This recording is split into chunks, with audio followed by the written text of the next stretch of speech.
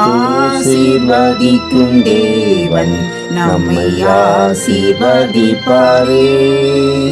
துதி ஸ்தோத்திரம் இயேசுநாதா, துதி உமக்கே என்றுமே. இன்று ஒரு வசனம்.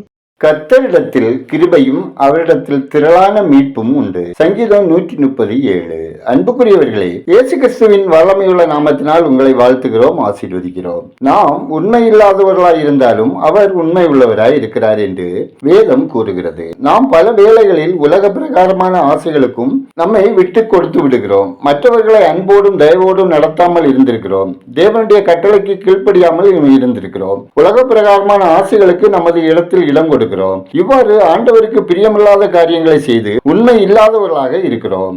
ஆனாலும் தேவன் நமக்கு உண்மை உள்ளவராய் இருக்கிறார். அவர் நம் மீது வைத்திருக்கும் அன்பின் காரணமாக நாம் பிழைத்து நன்றாக வாழ்கிறோம். இயேசு கிறிஸ்துவின் ரத்தம் சகல பாவங்களை நீக்கி நம்மை சுத்திகரிப்பதோடு நாம் தவறான பாதையில் சென்று விடாமல் உண்மை உள்ளவர்களாய் இருக்கும்படி நன்மையானவைகளை பேசுவதோடு நமக்காக தொடர்ந்து வேண்டுதலும் செய்கிறது. நாம் உண்மை இல்லாதவர்களாய் இருந்தாலும் இயேசு நம்மை நேசிக்கிறபடியால் அவருடைய கிருபை நம்மை தாங்குகிறது. ஆண்டவரே, நான் உம்மீது அன்பு கூறுவேன், உண்மை உள்ளவளாக வாழ உங்க கிருபையை எங்களுக்கு தந்து உங்க பிள்ளையாக ஏற்றுக்கொண்டு ஆசீர்வதிங்க என்று கேளுங்கள்.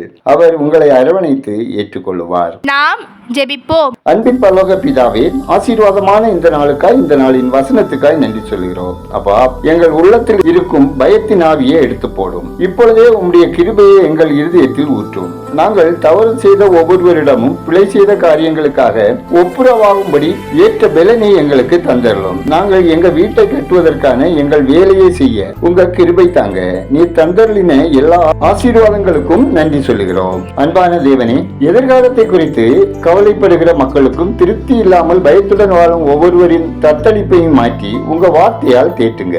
கர்த்தாவே, கடந்த கால கசப்பான அனுபவங்களை நினைவு கூர்ந்தவர்களாக பயத்துடன் கலக்கத்தோடு ஆசீர்வாதமான எதிர்காலத்துக்காக காத்திருக்கும் ஒவ்வொருவருக்கும் பயங்கள் நீங்கி சமாதானமான வளமான வாழ்க்கை வாழ உங்க கிருபை வேண்டும் என ஜெபிக்கிறோம். ஆண்டவரே, எங்கள் துன்பமான நிலைமையை மாற்றி கண்ணீரை துடைத்து நாங்கள் துன்பப்பட்ட அவமானப்பட்ட நாட்களுக்கு ஒரு முடிவு உண்டாக்குங்க. அப்பா, பாவத்தின் பிடியில் சிக்குண்டு அங்கலாய்ப்போடு வாழுகிற ஒவ்வொரு மக்களையும் பாவக்கட்டிலிருந்து விடுவித்து மன்னித்து பரிசுத்தமாக ரட்சிப்பில் மகிழ்ச்சியோடு வாழ வழிநடத்த ஜெபிக்கிறோம். கர்த்தாவே, பயணம் செய்யும் ஒவ்வொருவருக்கும் உங்க பாதுகாப்பை தாங்க.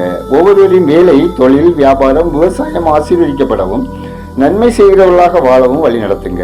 வாகன ஓட்டிகள் கருத்தாய், ஞானமாய், பாதுகாப்பாய் வாகனம் ஓட்டவும், கையின் பிரயாசங்கள் ஆசீர்வதிக்கப்படவும், விடுதிகளில் தங்கி படிக்கிற, வேலைக்கு செல்கிற பிள்ளைகள், பெண்கள் சகல தீமைக்கும் விலக்கி காக்கப்படவும் ஜெபிக்கிறோம்.